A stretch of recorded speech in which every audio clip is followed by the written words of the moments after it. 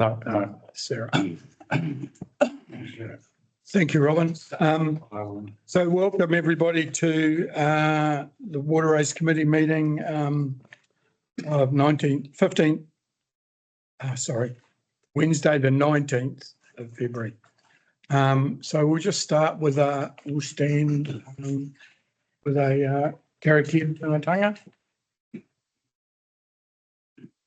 Karakia Whakamutunga, J McFadzean, Awhiae Carterton, whānau haere toki,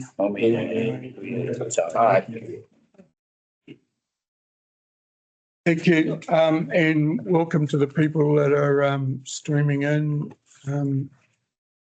Sarah, CDC Media. Yeah, and Sarah Reynolds. Okay, move on to apologies. Aye. Sorry. She said Pikey. Oh, Just the apology from Pikey. Pikey. Yep, Melbourne Pike. Obviously, is he out there somewhere? Might be on holiday. For a holiday. He's on leave holiday as well. Oh, that's good. Can we move the apologies? Have a mover, please, Steve. Yep. And KB, John Booth. All those in favour, please say aye. Aye. Against, carried. Okay, has anybody got any conflicts of interest to declare on the meeting minutes agenda today? Any? We've got nobody in public forum. So we'll move on to the confirmation of the minutes of the last meeting held 4th of December. Have them in front of you, and I'll presume you've read them. Johannes has just got one thing that he wants to explain. So if you recall, in the meeting of the 14th of August, there was a recommendation from the committee to the council to consider prioritising the waterways stock use over the 1 hour processed water project. So that hasn't been included in this minutes. However, that paper is going to council. Just wanted to report on that. So going to council next week. So council haven't discussed it yet, please. No, so it's in their agenda. It will be in their agenda for next week. So it hasn't been lost altogether. Only the only point that I think it's not a clarification, it's not a taking the minutes or anything, but when we in the last part they took in the water race report and fences inhibiting cleaning by contractors has come up and I'm told there's a subdivision up Parkers Road somewhere, and it's been put through and accepted without, I presume, without the condition of the subdivision being put gates in. So it's created an issue of cleaning. And I asked Pikey about, he said, well, is to enable efficient cleaning, there's 12 gates needed through there.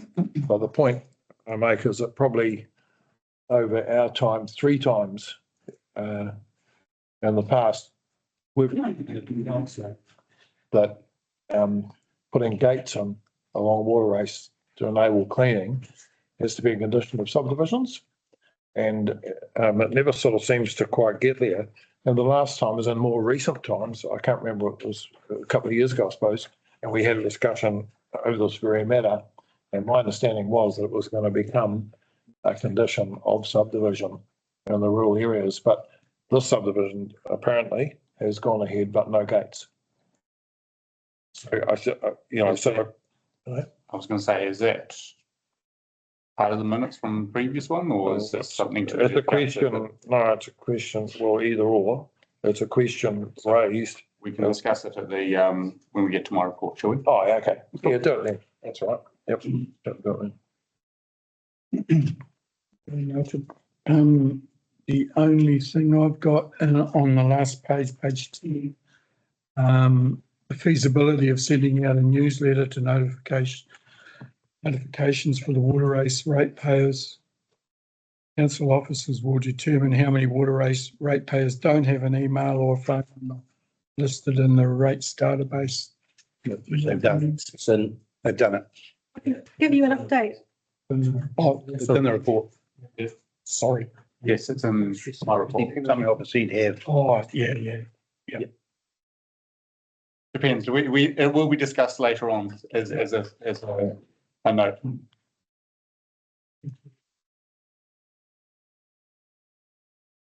Any other questions or discussion? All right, Steve, Happy to move.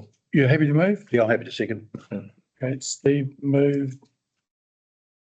JB second, that the minutes as circulated, true and accurate record. All those in favour, please say aye. Aye. Against, carried. Thank you. So we'll move on to item 6.1 on page 12, the water race report. Lawrence, your report. Right.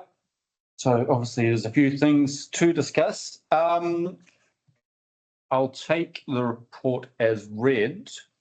However, I will sort of highlight a few things which I'm assuming there will be some potential discussions. So we have contracted Jim Drake to go out and have a discussion with some farmers and other users of the water race. And she's been out with Pikey and she is actively updating the code of practice. I'd hoped she'd have a draft to us, but I'll follow up with her because she was aiming to have it one before this meeting. So that included the notes from the workshop that we did probably about 18 months ago, as well as some notes from the regional council who had reviewed the code of practice. So trying to accommodate all of those to update it. One of the conditions, one of the points will be the gates. So the Parkers one, that is a condition. So I am discussing it with planning about how we address that.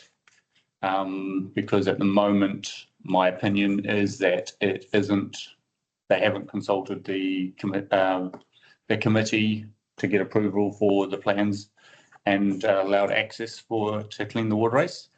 But as I said, it's an ongoing discussion with planning on how the best way to address that is. So it is a consent condition. Oh, good. Okay. That's good. Hey, that's good. Thanks. Cool. And there was another point. Sorry. Yeah. Does that include boundary fences as well?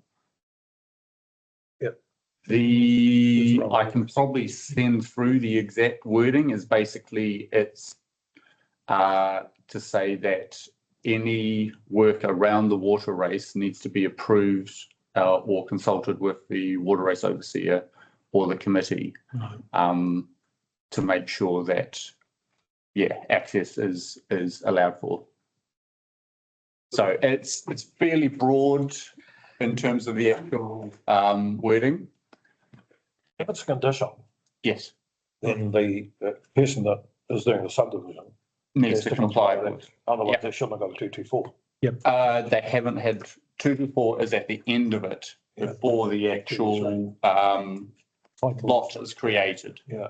So at the moment- Sorry, 223. So the condition, so it has to go back to council. To say the that council have got to tick it off. correct. That it has complied with. So have they? No, Haven't got as far title? as I know. No title authorities will grant it. As yet, as I said, sometimes that can be years before it actually comes through in terms of the 223. Chair, if I can maybe add, the how we will use the code of practice is that if any property is having a negative effect on the cost of maintenance, and does not allow for efficient maintenance, then those property owners will have to, so there would be some type of a way of dealing with a property that is more challenging than others. So a fence in the wrong space or a tree in the wrong place, that might be a contributing factor, but there's other issues that could also prohibit efficient maintenance. And the intention of the code of practice is to give us the ability to deal with those properties so that the larger waterways community doesn't have to pick up the bill for individuals' actions on their sections. But the first key point is the condition of the subdivision. Yeah. Yes, it is. So however, that will deal with new ones. Yeah. We want the code of practice to deal with the historic issues as well. Jonas, will that also include where you have, where someone wants the cleanings taken away? Yep. Because that's a cost that we should, as all waterways, where I know Pikey says they get charged on, I presume they do, but yeah, so. He bills them. And He bills them, currently, people Yeah. get billed for that. If you want the cleaners taken away, he bills it. Yes, so they're not built by Carterton, they are built by the contractor directly. By Woody. Oh, I see. So just a question, going forward to page 23. It's very convenient that that document is in here. What's that? No, well, it fits with this discussion, okay? So we're talking about a code of practice, and I'm looking specifically at what exists right now in terms of enforceability. And it seems to me that para 5 and para 6 of that document is pretty clear. So without a code of conduct, I mean, while we're still working on the code of practice and got to consult with the whole water race community to get that signed off. But at the moment, you do actually have a document here, don't you? It's just by coincidence that it's here in those papers as well. No person shall create or permit any obstruction to any water race, or shall plant or permit or to grow any tree, plant, shrub or growth of any kind, or deposit anything or erect any building or any other structure whatsoever within a distance of. We do have them. that. Goes on to the next one. Yeah. The only thing I would query was that has been reviewed a couple of times, and because it's so old, I don't know how enforceable it is, but yes. But you are right, we do have. Yes. You have a document Yep. now. But it's a bylaw. Yeah. What is it? So I looked at this too, and I thought, congratulations, Bill May, when I read it. But it says it's a bylaw, and he refers to it as being a bylaw, and therefore the council can issue a penalty. Yeah, well, Yeah. Is that right? para 6 is pretty clear. They get instruction from the council to remove, and they're required to do so. Yeah. Yeah. And no occupier or any person shall alter or interfere with any water race or install any culvert where or in blah, blah, blah, and it goes on. So those 3 paragraphs, I would have thought, gives you some muscle right now, whilst we're still working on an updated, modified code of practice, which will have to go through a whole consultation process and might take the rest of my life. So what we have asked is for the team to identify those specific areas, and you are right, then we can deal with them. Oh, we know that once I was right. Not only one. I would have thought the biggest problem with water races is boundary fences. Sure. No gates in the boundary fences. When you've got to go back 300 or 400 metres, load it on the truck, take it up the road 50 metres, go into the next property. There's your problem. That's where your cost is. It is. Yeah. But Not a 10-minute job. we've really, the discussions we've had in the last few years have focused on new subdivisions and not on the status quo. But absolutely right. I'm not sure what you can. Black and white. So the new subdivisions, when the lot's created, that would be a boundary fence. So would allow access between properties. In terms of new existing, I think it's likely to be an agreement between 2 parties, which is always difficult to type. But we can deal with that. So with those specific issues, we have the ability to deal with that. Can't build nothing. Lawrence, just stop.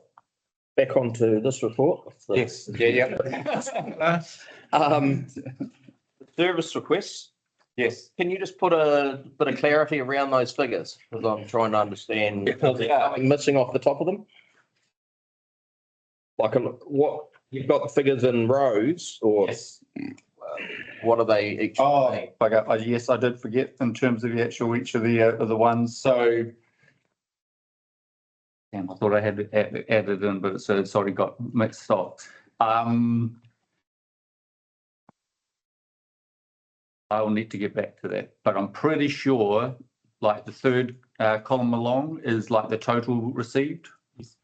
And the fourth is actually completed. And then some will be outstanding or have further work to be sort of carried out. We will ensure that the next one. Unfortunately, it's usually split in a separate one and I've got to paste two different things in. Thanks for that. I see Pikey comments on low flows, which are an Yes. issue at the moment. Yeah. But it re-emphasises the need to get more water down the system in times of low flow, doesn't it? But Fish are, part of juvenile that fish are is dying. potentially, if you had gates and were able to efficiently clean the water race, you might not have as much hold up within the network. But To John's question, Yep. we are working on that consent and Yes. we are actively working on that. So we are aware of the concern and we're working on it. And going back on you, there was another point. At the last meeting, it was discussed about a newsletter. So there are, out of the 494 users, 294, 60% have an email or that we have a record, email address. I'd suggest they've all And- got emails. Potentially. Yeah. Not everybody has email, sorry, not everybody checks the email. Like here's a case in point. But it'd be, My cash be being another. but if you'd have to accept that most people have emails these days. Yeah. But your Potentially the rate. list, your list is only partway there. Correct. So Yeah, and also that is what we have on the rates, which doesn't always mean the person who's using the land as well. yeah. So are we actively forcing the other emails or? Not addresses? I think that's potentially, My list. okay, cool. On Robin's list. Right, can I just ask, Got the report that shows how many don't have it's actually quite high. 20, it's actually out of 20, 40%. Yeah. Sorry, Robin. The Chief's comment. Committee, that water race users don't have to give us the email if they. Mhm. And that's a mobile phone number either if they don't wish. What we can do, because we want to get information out, we can have a combination of emails. We can look into publications like the Crier, maybe just our website. I think if we can use the platforms that's available to us, then we will get most. And then if we get somebody that has a concern with anything, then we can be asked, have you checked this platform or not? So that's something that we can look into for newsletters. Mr. Bruce, did you have a? yeah, I was just going to ask about the low flow currently. How long have we been on low flow for? I think it's about 3 weeks. Because I haven't seen any form of notification in any media form or Yeah. anything. No, we haven't. Yeah. We don't in terms of sending it out. No. Yeah, because I know some lifestyle blockies don't give a stuff about, they'll just drop the pump in there, and I stopped one the other day at a neighbour of mine and made him turn it off because it was just ridiculous what he was doing. But that's a big concern. But then again, we are addressing it with our communications going forward, aren't we? Yes. Yep. Okay, thank you. But yeah, in terms of actually, I think we're probably more reliant on general, if the water restrictions because it's basically the same levels when Masterton Yeah. goes on to water restrictions. We're also low flow conditions and Mangaturi the same thing. Yeah. We're reducing down as part of our resource consent conditions. Yeah. So yes, it could be made clearer. And I don't even think we've got something on the website to say what the levels are, but No. it's something that Could be there. potentially we could look at. We can work on that. I will say, being on the tail end of one of the races, Yep. Pikey and the team have been managing it very, very well. Yeah. We're getting a reasonable flow right to the end, so, And which is bloody good to see. don't know whether or not I did put it in, but I think you're probably fortunate because he has been drying up one branch, which is pretty much all through crops, so not being used at all. So I think you're a benefit. I do know that some users at the tail end of Carrington are not so fortunate. Yeah. Well, that's being proactive, good management. Yeah. Well, if it's not being used beneficially, then That's the way we have to look after water in the future, isn't it? Financial reports. This is my first financial report, so please don't go too much into the details. But generally, everything seems to be in sort of budget, particularly as we are actively going out and sort of trying to catch up. But obviously, compared to the previous report from September, it was showing quite a bit of underspend. So we're catching up with that, and as with the actual report, they're going around and catching up on some of that.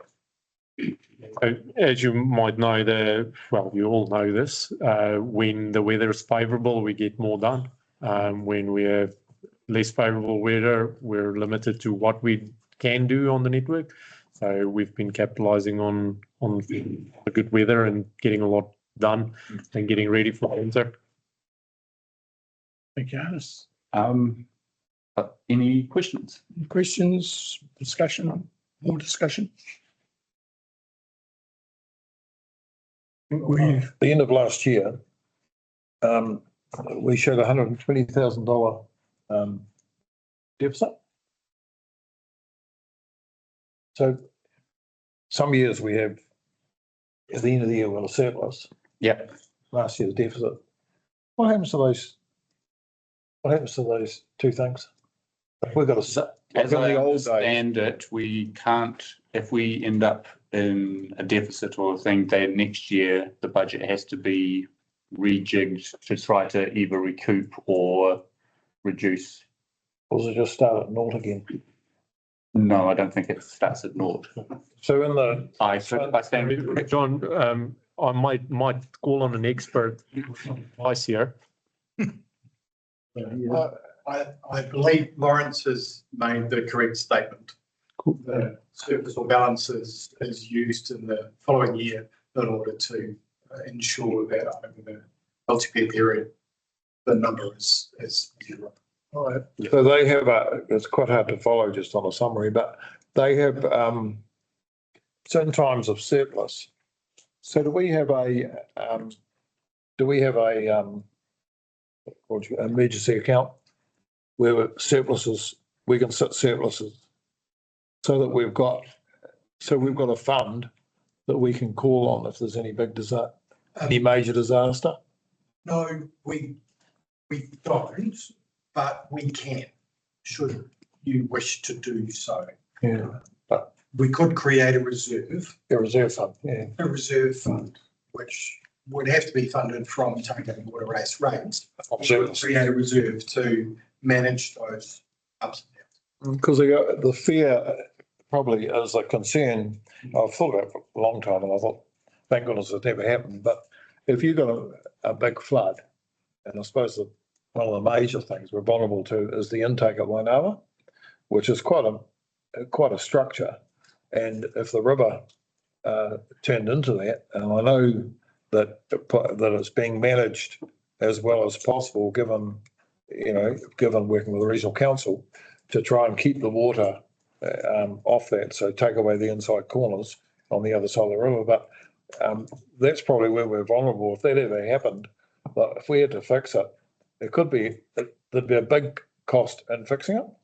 And so I've always wondered, I've always thought maybe like the old days, we should have had a reserve and then any surplus went into it.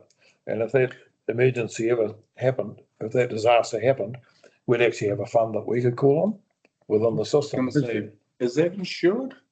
So just a step back, I think to Jeff's point, that can be done, but it means that you use operational budget where it's possible that it would be to the user's benefit to, if something like that happens, to rather loan fund that because the impact on rates would be less. Yeah. So it's more beneficial to the ratepayer to use that surplus for the next financial year as it has a direct impact, where the return on investment of having that emergency fund is probably not the most efficient way.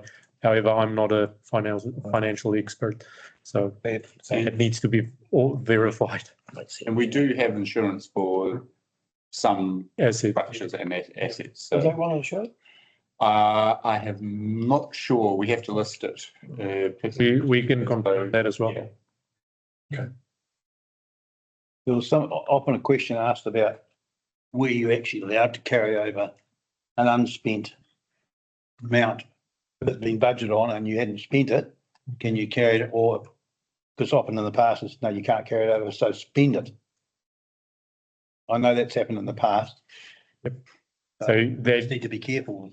Yeah, so that's more on a that type of messaging is normally on a much lower operational, in an operational view. I think, where an operator that feels that he has a budget has a feeling that they will lose something if they don't use it, which is not necessarily the best practice. Okay. Bill, thanks for the clarification. Bit like NZTA funding. Yeah. Don't use it, you lose it. You'll start him up. Okay, so we've got one recommendation, that the committee receives the report. Could I have a mover and seconder, please? Thanks, John Mack. And Neil Wadham. I'll put the motion. All those in favour, please say aye. Aye. Against? Carried. Thank you, Lawrence. We move on to the water race quality report, and once ready. G. Hello, everyone. I take that report as read, but there are a few highlights. Regards to reconditioning, it's very on.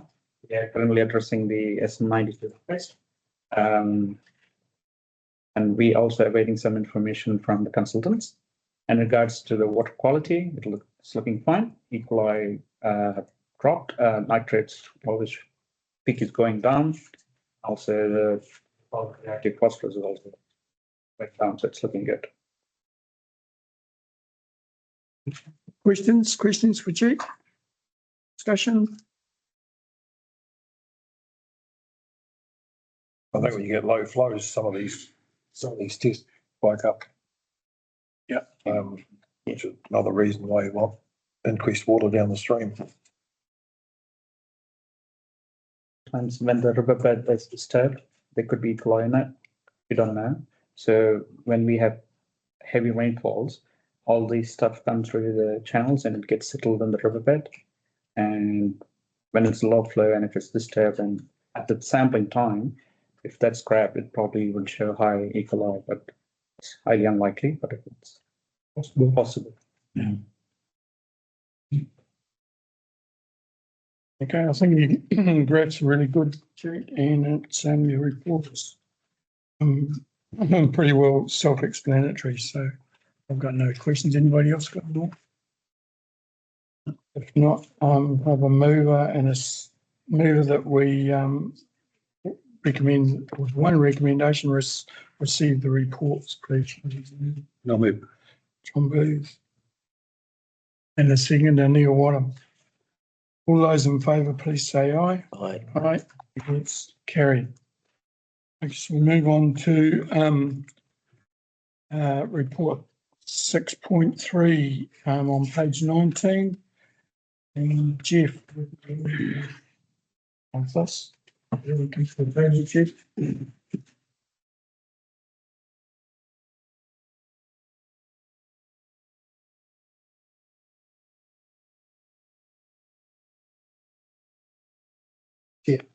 Councillors, elected members, because I'm a sucker for punishment, I thought I would start the conversation again on overheads. And so what I have done is from our last meeting, we had a discussion about the historical period from 2021 to 2024. I think it's 3 years. And I went back and had a look at, could we reset the overhead allocation based on the current model and cast that back 3 years? The answer is we can do anything if we so choose. As a good engineer will tell you, I don't know why I looked at your hands for that, but a good engineer will tell you we can engineer anything if you've got enough budget. So we could, you could build a tower in the middle of the the Dubai desert on sand if you wish, but if you have enough money, you can build anything. We could go back and do this, but what it will do is it will change the overhead allocation for every other activity of council, because it's a zero-sum game. The activity for, corporate overheads are allocated based on a percentage. And if I change the percentage for the water race down, something else has to also go up. And the model has changed, not just one element being the water race. The model between 2021 and 2024 changed every single activity of council. So if we are to go back and change the water race, I would also have to change every other activity of council. And some of those activities, like the water race, are targeted rates. So that's so the short answer is we could do it. It is very complicated to do that. I would not like to do that. That's not my recommendation. What I would prefer to do is find another solution in order to deal with the historical issue.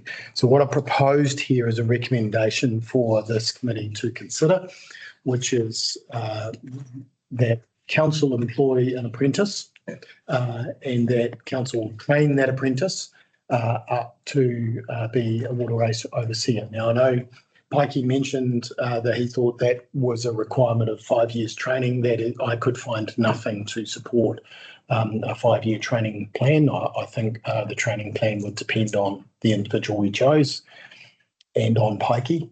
But anyhow, what I wished to do was put that on the table and leave it for the committee to consider. So, yeah, no, thanks, Jeff. I think, sorry, going back is pointless. It's complicated. Yeah, no, there's no point in doing that, because I've actually, if I may, I could table, if I can table this, I actually worked out what the overcharge has been the last 3 years. So if you want to, but can I have to move that, or is it actually? Mr. Shaver? Check some of these, I think.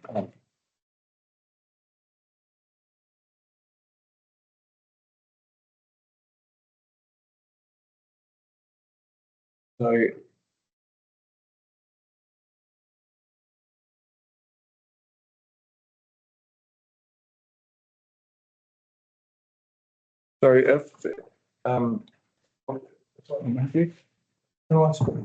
Another one for you. yes. Oh, Okay. I'm fine.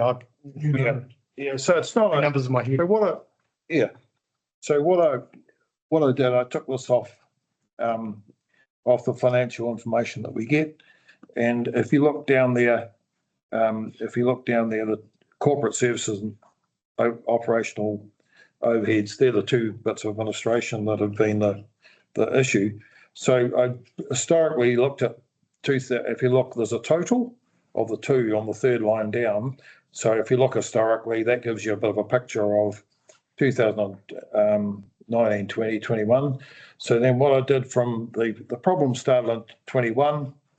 So I took the 104,383, 2020, and then I put a 5% inflation rate adjustment on them through, and then the line under that is on that where it should be.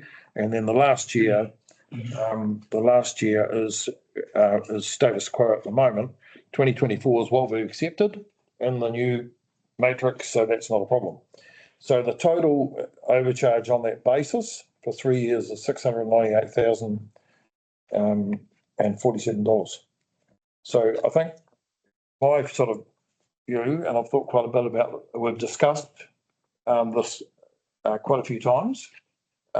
We've gone in depth, and essentially at the end of the day, what we want is a resolution that's palatable to council and palatable to us.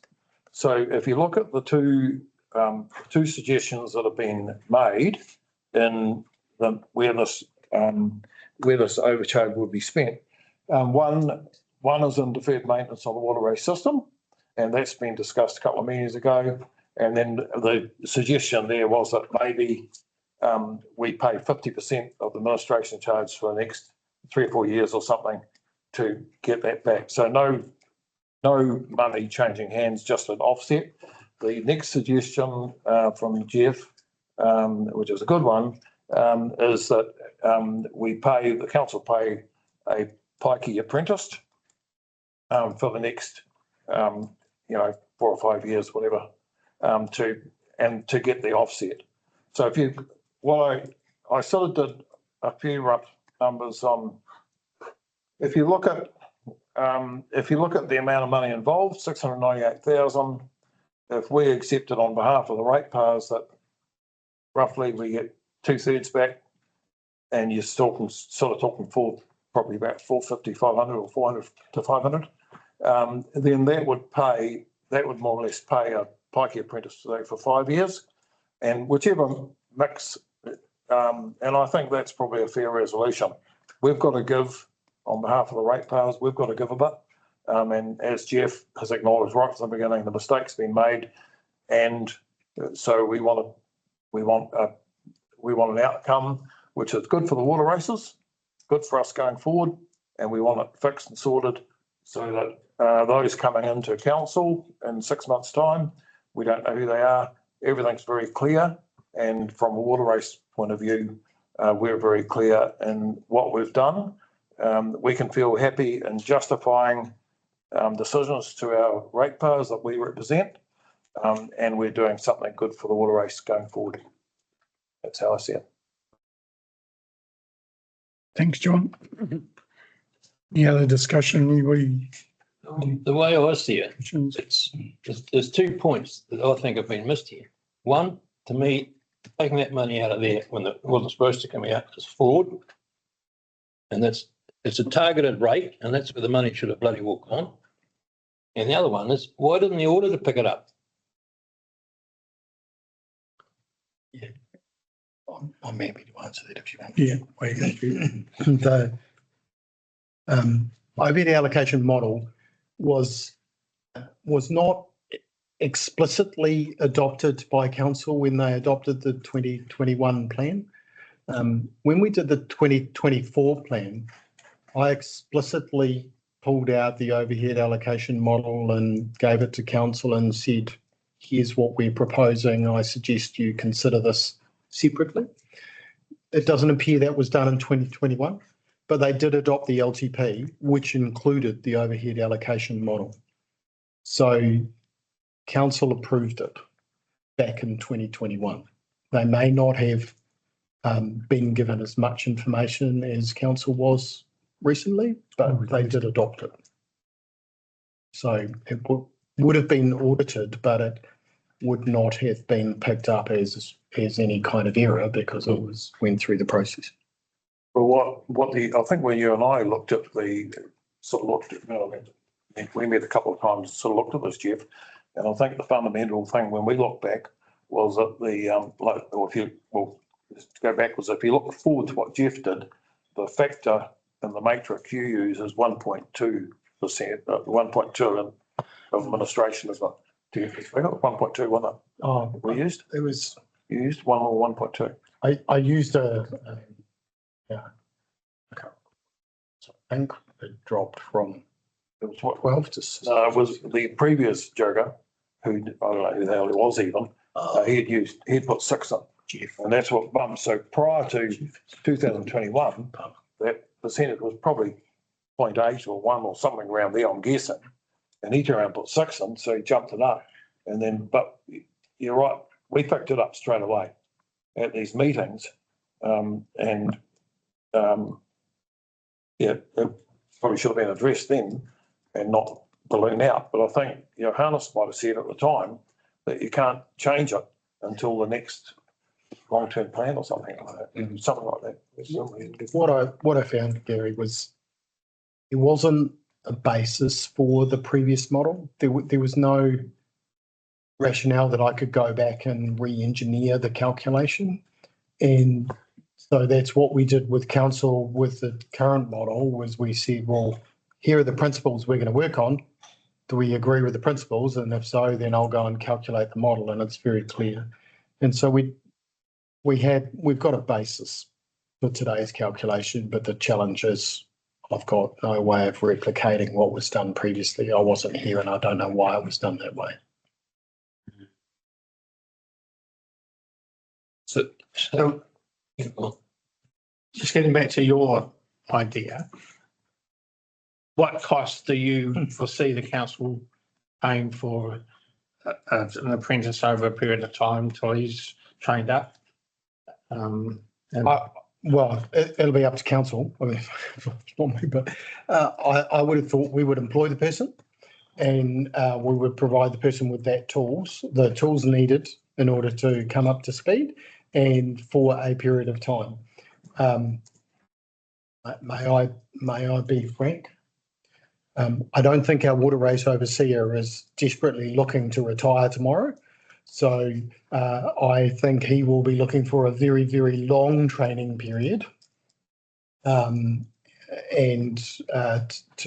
to avoid having, or wanting to retire. There's been more chief executives than there has been water race overseers, and he's not planning on retiring anytime soon. So he'll want a very long training period. If we take this figure of John's, the 698,000, I would suggest that paying the wages of the guy for 2 or 3 years while he's training would nowhere near come within kill with that figure. And that's John's figure. Yeah. So, but I like the idea, but I think, we need to ensure that we get a reasonable recompense for what's gone past. Can I comment? As John said, 400 to 500k back would be a reasonable figure. But we all know that if we employ somebody, the cost is not just the salary. You can just about double that. Actually, what it costs you to have that staff member for a year, if you supply him with all the goods he needs to do his job, and probably including a vehicle or whatever. That's why it will be over 100k a year. Well, that's why I thought 5 years. But then the other way, the way I thought to get compensation is to do that for 3 years and then halve the administration cost for 3 years. It's another way you come up with around about the same figure. And then we run the risk of the person not finding it is not for him and he buggers off. I think we've got to run that risk. But I think what Jeff has also said though is that that it's up to us to actually select that person. So what we'd be advertising to see who's out there and who's interested, and then it's up to us to make a decision. So if we make the wrong decision, we live with that. If we and we have to get someone else, but time is going on.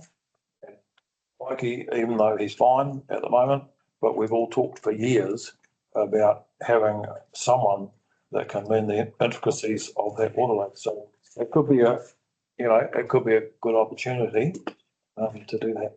And Pikey has part to play in this as well. Right. No, yeah, Yes. really. It's the-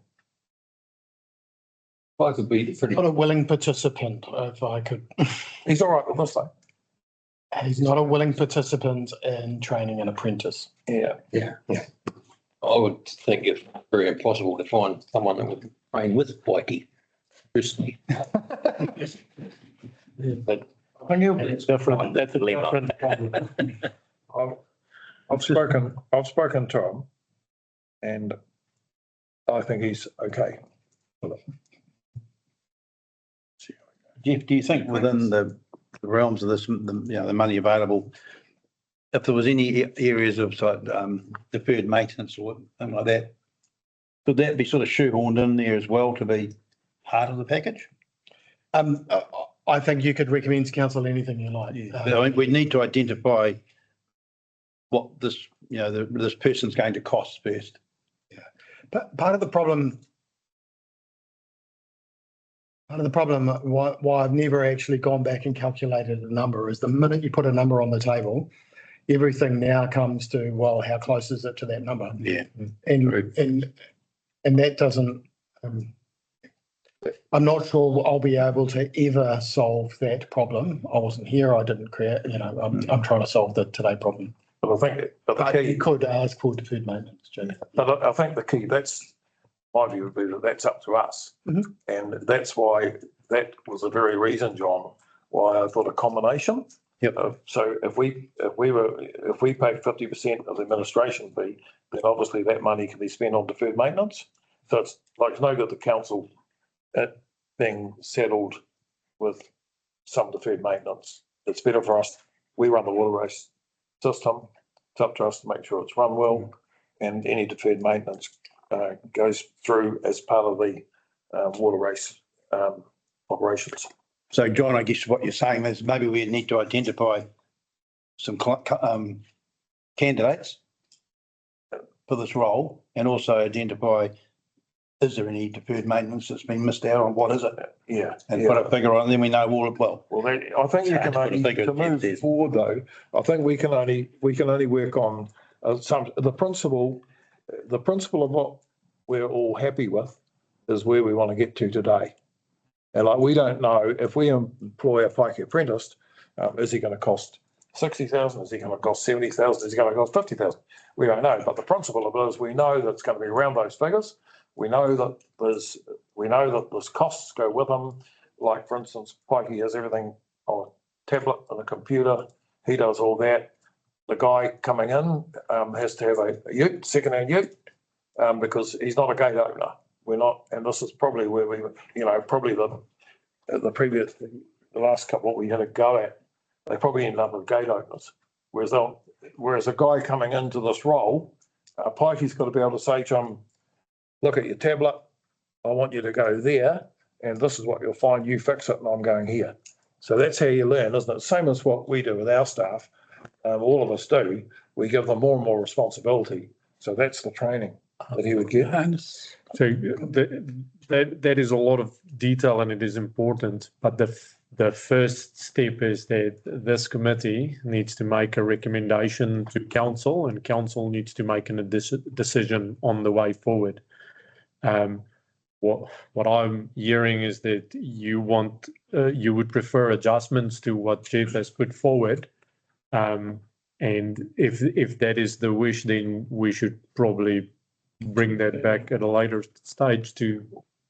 Well, yeah, I mean, either way, from my point of view, is getting back to a recompense for the error. So, I mean, it's up to whatever others think, but I suppose my view in the combination of 3 years on someone employed for 3 years, the council paying that and the costs with it, and then we get 3 years, 50% of the administration, and then that money is doing what John referred to before in deferred maintenance. So I think a combination, that's where I'm happy.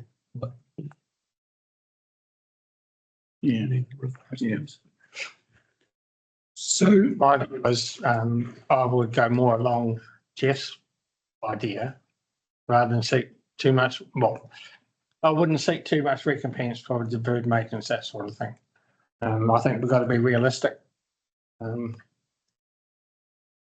think it's a good opportunity to look for a Pikey's replacement.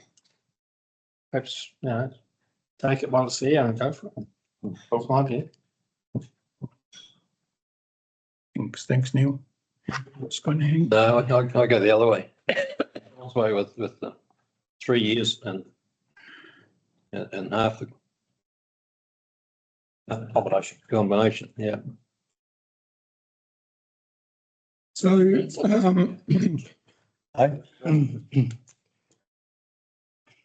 it's pretty open-ended, the way I see it. The recommendation going 3 years and then the rest, do we have to put a figure on that, or do we? We can't. We've got to have a gate somewhere. We have a date. A gate. A date. Shut. A date, then it's finished. It's back to normal. If you're putting a recommendation to council, are you going to have options, or are you just going to have one? So if it's voted down, that's it? Done with? Because that's what you're asking council to choose. I thought that was the position we wanted to be in, where we give a recommendation to council. We know that these guys here will vote with it and make sure others do. Like, we're giving this a sound recommendation. I don't think council has to worry about it. The council would be relying on us to give them the recommendation, I would have thought.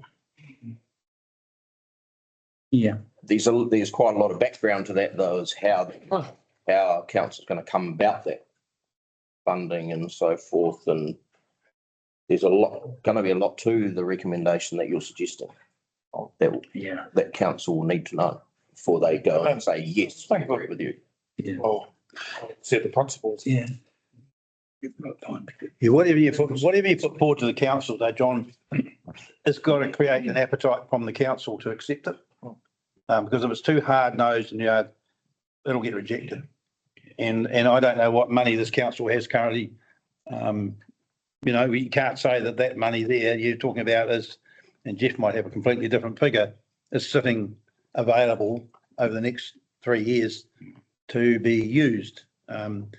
And I'm a little bit like Neil. I think, sorry, Grant, but I just think that we've got, as it's headed up here, an alternative option, which can be altered a bit, and whether it's around the lines of some money to be made available for deferred maintenance of some sort, and how you put a figure on that, I don't know.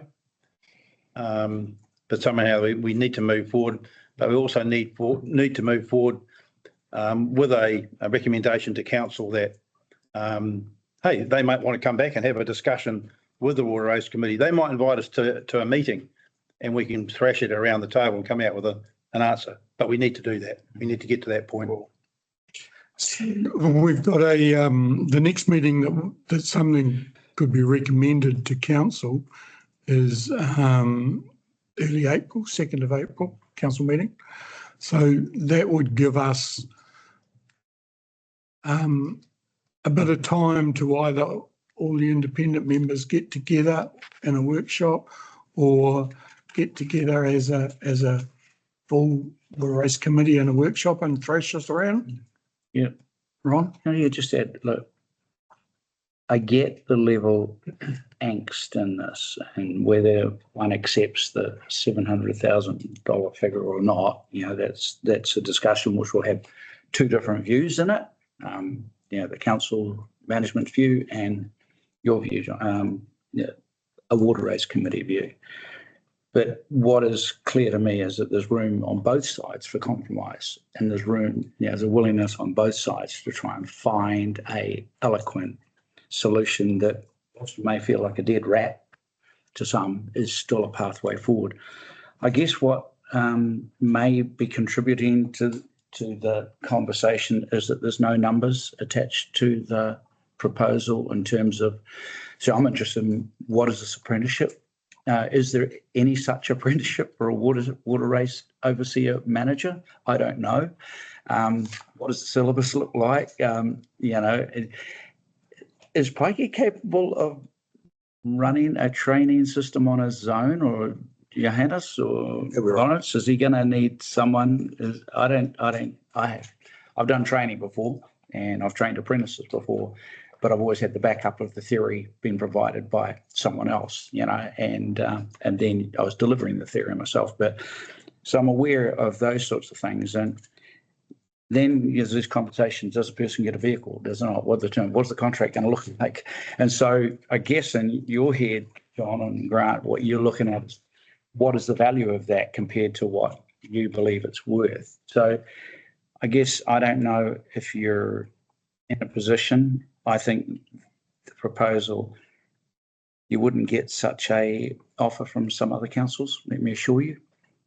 It would just be bloody nosed hard line. The committee, there would be one view that the committee saw the financials right at the outset. The council signed off on them. The budget was approved and moved on. Then the Waterways Committee of 2021 accepted the financials, every report, and it moved on. There would be a bloody minded attitude from some people in that respect. But I think what I'm hearing is demonstration on both sides of the table to find an eloquent compromise space where we can justifiably say no one's happy completely, but we're happier than where we were. I just wonder, Mr. Chairman, if what might be helpful is if we saw some numbers in there. I don't know, Jeff, what would the timeline be? We've got to do this before the end of the fiscal year, or how does that? It's been brewing for about 5 years now. Yeah. So, and look, I made some slightly cheeky comments previously about Pikey not necessarily being a willing participant. You know, we are talking about his job, and we have to just be really conscious that we are talking about an employee's role. Yeah. That he's still currently in and performing really well in, and we don't want to take away from that.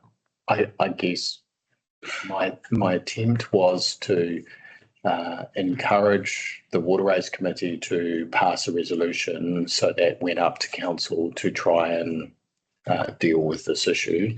And hence by writing the paper with the suggestion, that's the start of a 10.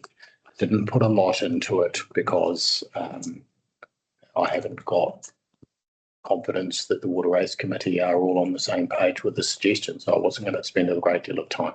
I'm just trying to broker a solution. I don't have the answer. I'm happy to take your lead.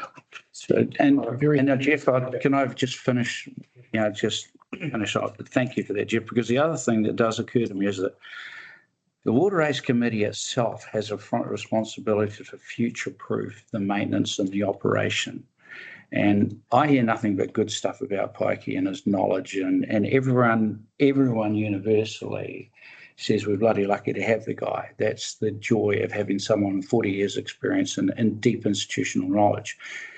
But this committee has a bigger responsibility, and council actually doesn't, because council could divest itself of the responsibility in the blink of an eye if it wanted to. The committee has a responsibility to make sure that the future of the water races is assured by having trained, competent people in the pipeline. And so I see an advantage here for the long term. I see a strategic advantage and an operational responsibility on a day-to-day basis. So I see merit in that, but what I don't see to satisfy some of some of you as to what the value of it is. And it just comes down to me as to how much more time do you want to take? Are you in a rush? The council is going to meet again and again. But, I will say this. As the mayor, I have two people sitting at this table who I know are heavily engaged in the one biggest project that I think we're going to face in a generation. And that is local water done well. I know how much work's going into that, and I know the demands, and I know that Jeff's been put in charge to lead as the lead CEO for 4 councils. And Johannes is in there punching very hard with the project management and with the project team. I'm not saying that to make excuses on workloads. What I am saying is just be mindful of there's other stuff in the pump as well. But I would be a little bit like you, wanting to know what the value of is and you need to understand that if the council was to receive a proposition that it should fund something else on top of this, I don't know that every councillor at the table would back it without first asking how does that impact on the rest of the council budget, and that those are the questions that would come up. I'm looking for a sweet spot in here where everyone's comfortable that they've done the morally correct thing as far as possible. I have my gravest concerns about decisions that were made by previous management, and I only have to look at what transpired down in Christchurch post-departure. And I have heard enough on the traps out there from different people as to what the driver was behind those number changes, and the former chief financial officer and the former CEO, but there is no evidence of that. What there is evidence is what isn't right, it's not fair, and there's an acceptance by management to try and find an eloquent pathway. At one end of the scale, John, there's this. At the other end of the scale is that. I'm looking for a pathway in the middle there that we can stamp down. But you guys have got to agree. Yeah. You guys are the owners. Well, that's kind of what, sorry, John, that's kind of what I was alluding to, Ron. I think that there's more development needed, especially around the role of the, if you want to call that person the apprentice, because I don't believe it's very narrow at the moment about a person going out with pikey. I think a package would have to be developed, which would cost a bit more, which would involve some staff oversight of training and that. So it's not all going to rely on pikey, because that's where I believe it's gone wrong in the past.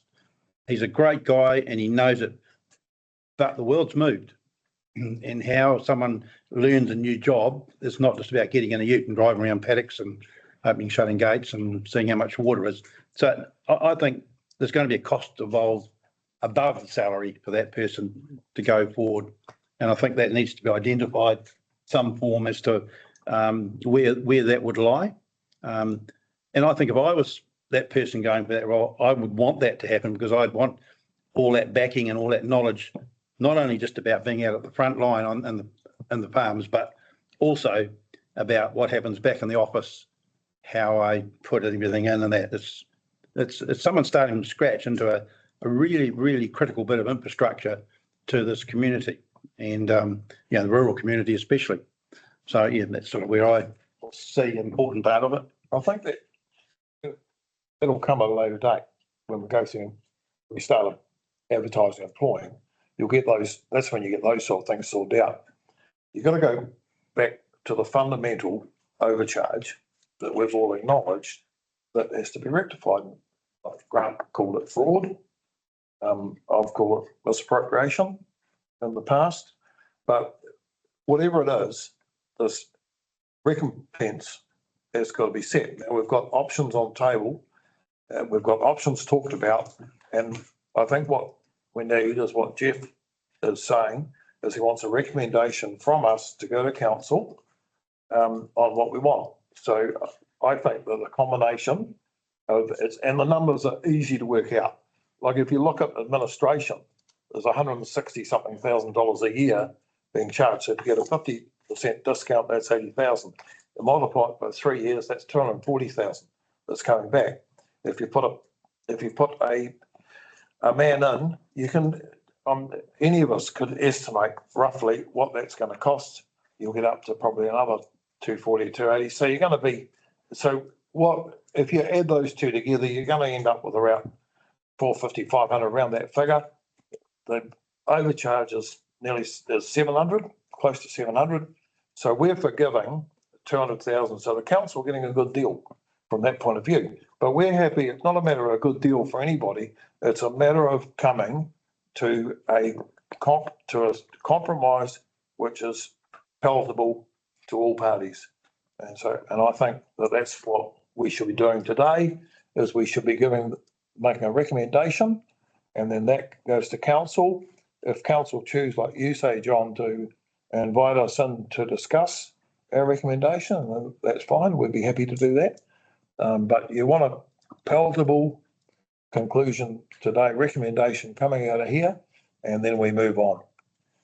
Okay, John, so yeah, I take what you're saying, and I'm just looking at recommendation 2 on the papers, agrees to seek council support to fund the employment of apprentice water race overseer at no cost to the water race users for a training period of 3 years. 3 years, yeah.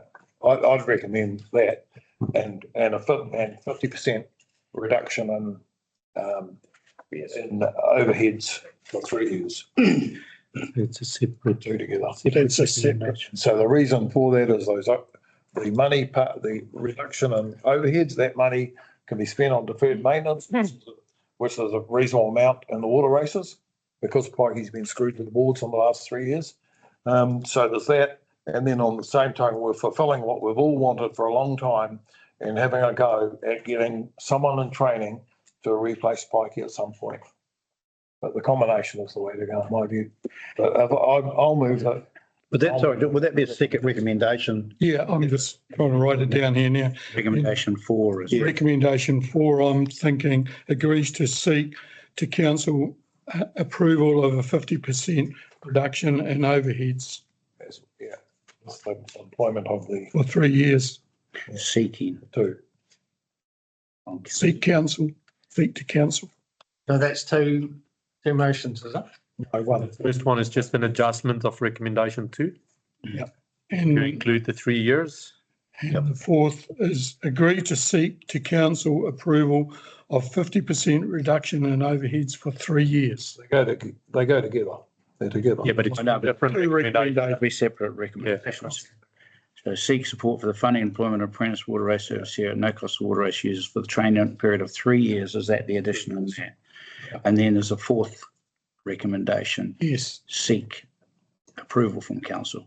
But I do think that if you put it to goes to council, I think that I think it's incumbent on us to actually give them to speak to it if they so wish, if they're happy. I mean, you've got councillors sitting here, Ron and 2 or 3 others. So, that's up to you guys. Okay, so I think we've probably had enough discussion. Everybody. Just a point of clarification, Mr. Chairman. So if resolution 4 were to go forward, that is seeking from council approval. Yes.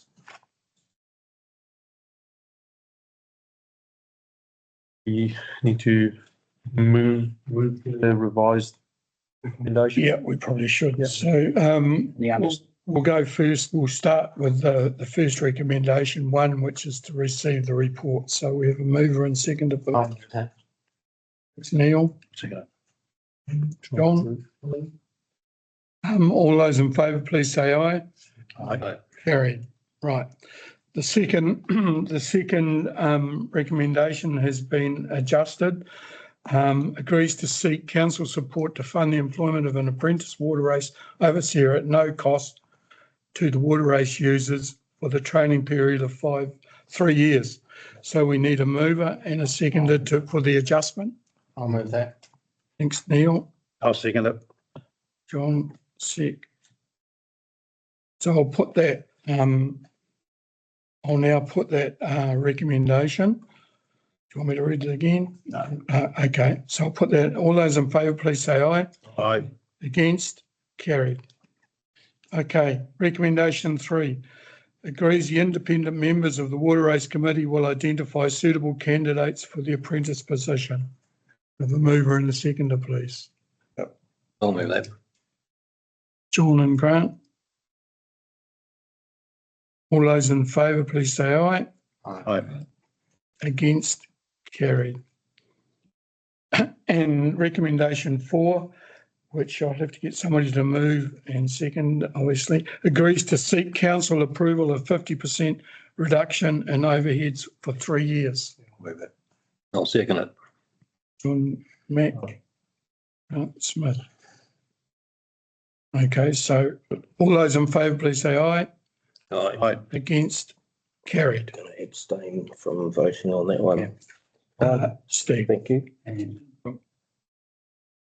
I think I should abstain as well, because I'll have to chair that. And you, Rob? Abstain, yeah. Thank you. Sorry? Should Steve go and abstain from the vote? Is he? No? Maybe we should. But you would want to. You're going to be sitting at another table. Another table later on, aren't we? Yeah. Yeah. Probably, I won't.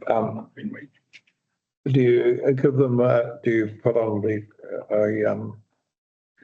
a copy of my calculations with that to show them where the overcharge is?